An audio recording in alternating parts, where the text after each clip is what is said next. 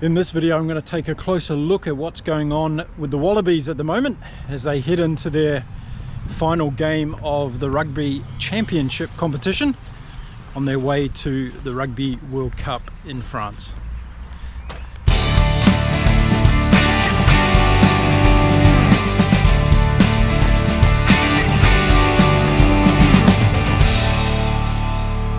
Hola, buenos dias from beautiful Cancun in Mexico. As you can see, it's the sunrise hour and we're out walking and talking about rugby, and in today's video I want to talk about the Wallabies and how they're going in their build up to the Rugby World Cup this year in France.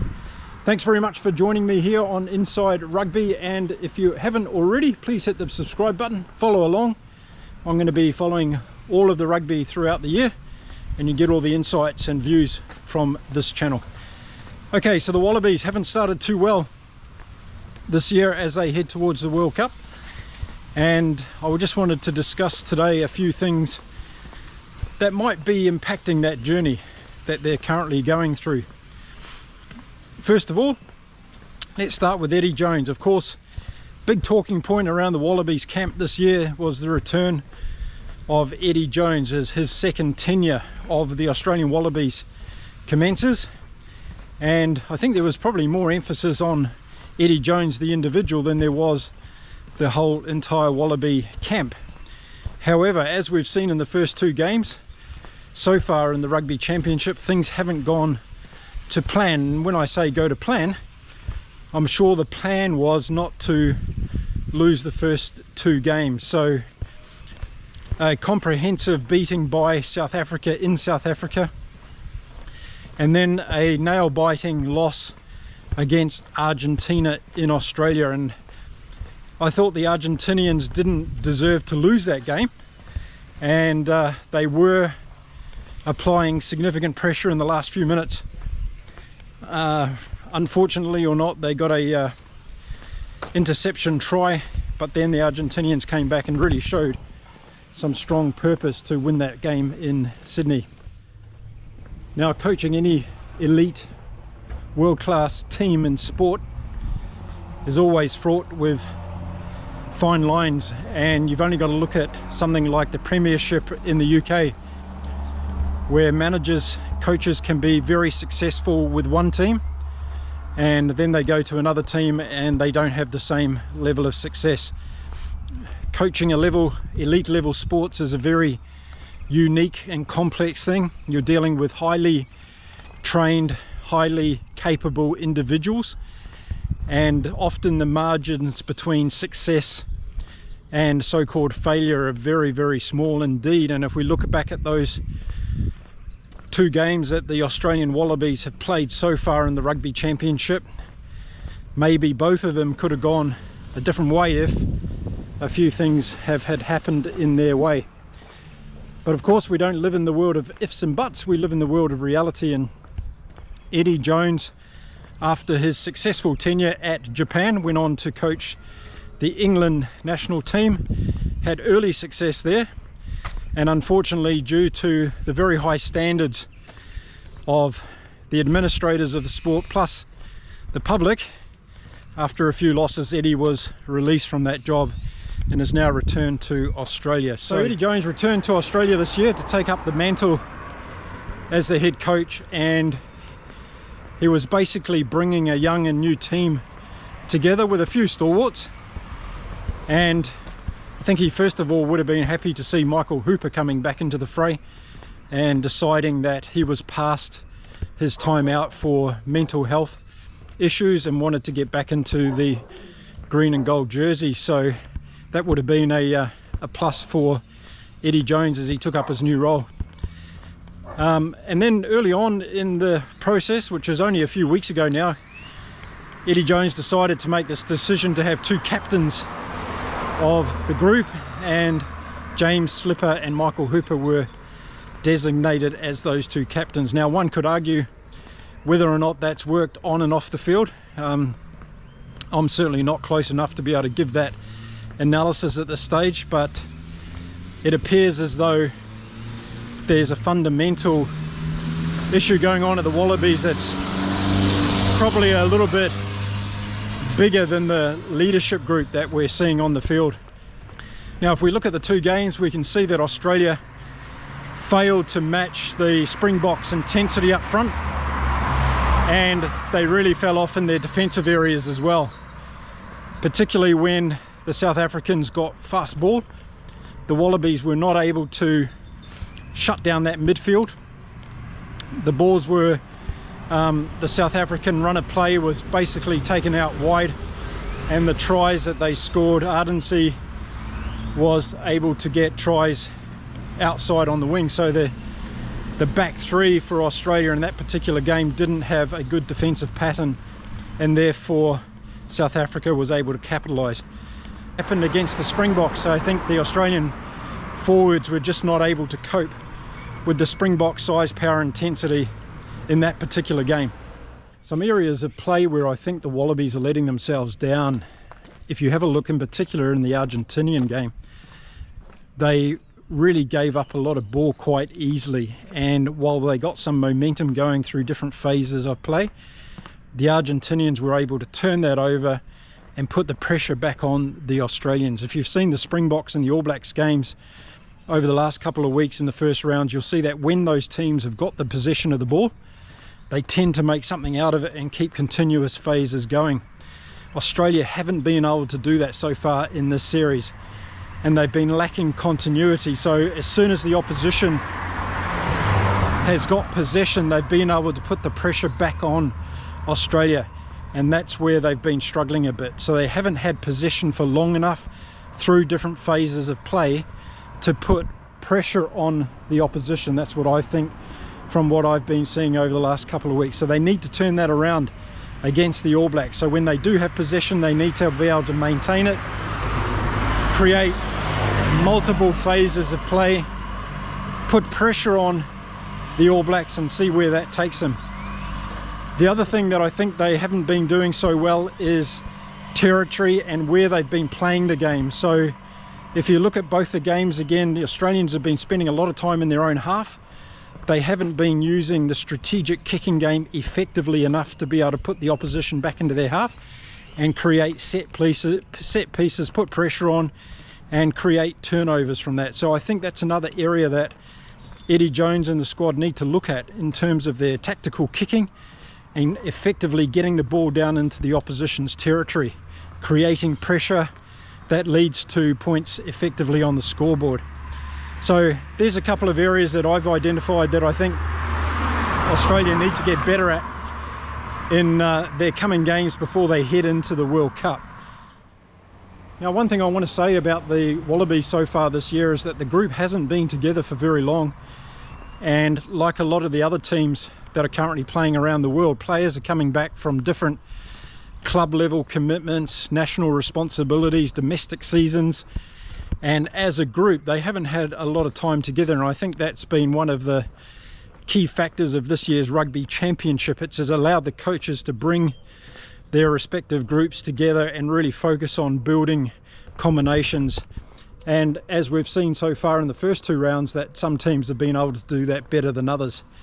And I think it might be fair to say that the Wallabies have been the least successful in doing that to this point in time. Now, looking at game 2 against Argentina in Sydney 2 weeks ago, or last week, they didn't seem to have that intensity again. There was passages of play where you thought that the Wallabies were going to open the game up. They started off well. You thought the floodgates might open against Argentina, but I really believe that Argentina is a different side these days than what we've seen. And on any given day when Argentina's playing well, they can beat any team in the top echelon of world rugby, and that's something that all the teams need to watch out for. So Australia saw that in their second match in Sydney. Argentina didn't give up in that game. They kept the scoreboard close, and they also took it to the Australians, so they weren't afraid right up until that last minute to look for tries, put ultimate pressure on the Australians.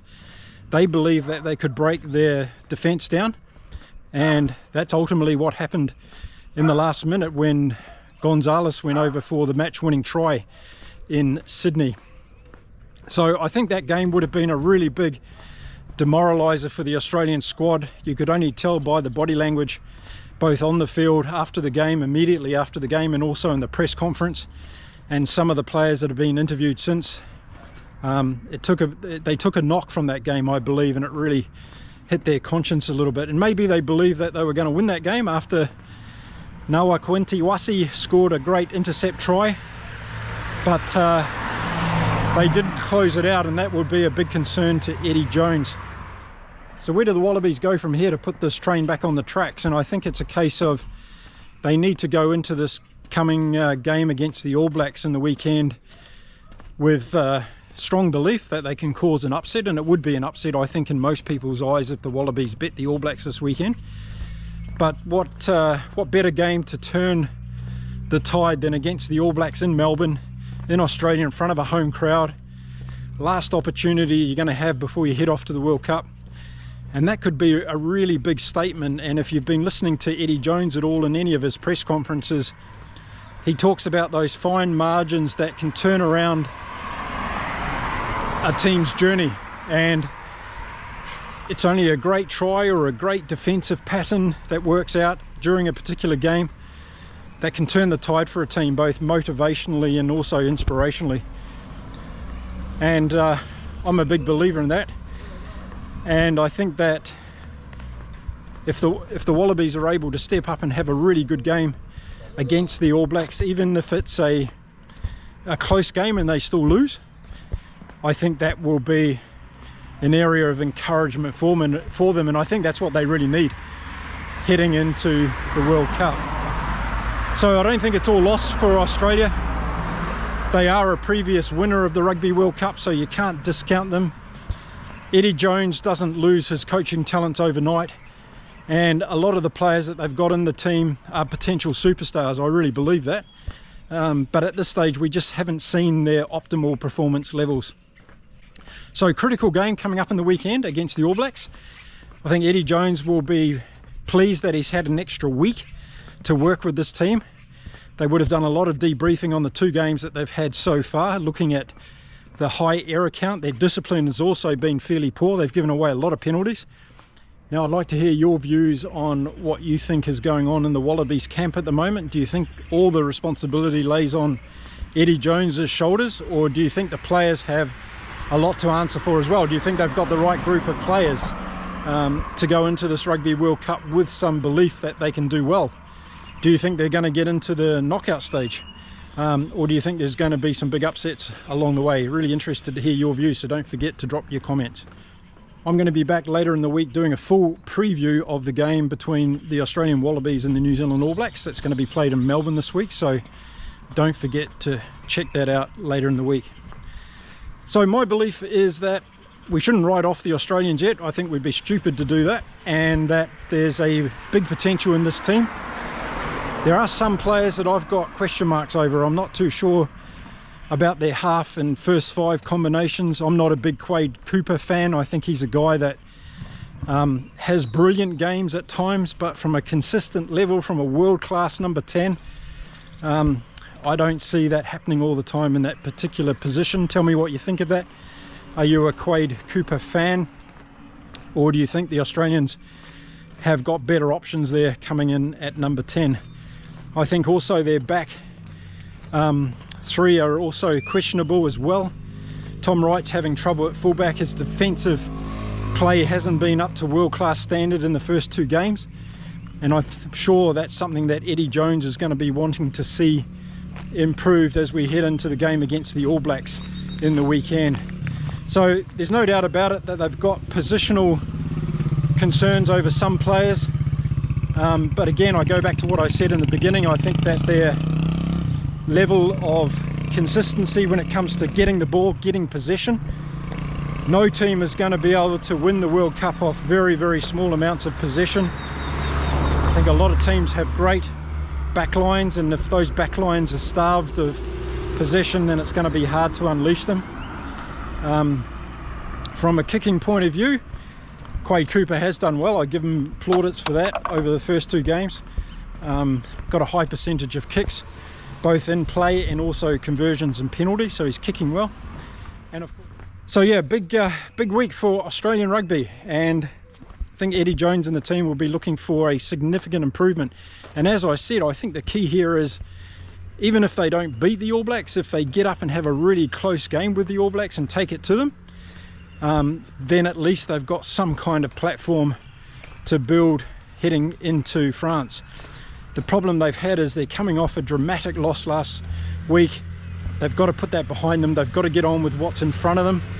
They've got a couple of games to turn this around and to get themselves into a positive mindset that they are potential contenders. So let me know what you think. Again, any aspects of the Wallabies play that concerns you the most, any ideas.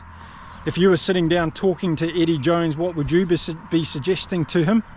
Let me know in the comments below. So there we go, a couple of important weeks ahead for Australian rugby, for Eddie Jones and the Wallabies. The pressure's on, there's no doubt about it. They've got to turn this around and head into the Rugby World Cup with a lot of more positivity around the team and belief that they can go a long way in this tournament. There we go, that's it for this video, folks. I will continue my walk now. I thank you for tuning in again. Don't forget to hit the subscribe button, the little bell notification, then you can stick around and be here when I've got more videos coming out. One more week of the Rugby Championship to go. Then we head into the warm-up games. I'm going to be covering all those here on Inside Rugby. And then we head into the World Cup starting on Friday, September the 8th. Exciting times ahead. So I look forward to covering all that with you. Until next time, take care, stay well, and enjoy your rugby. Bye for now.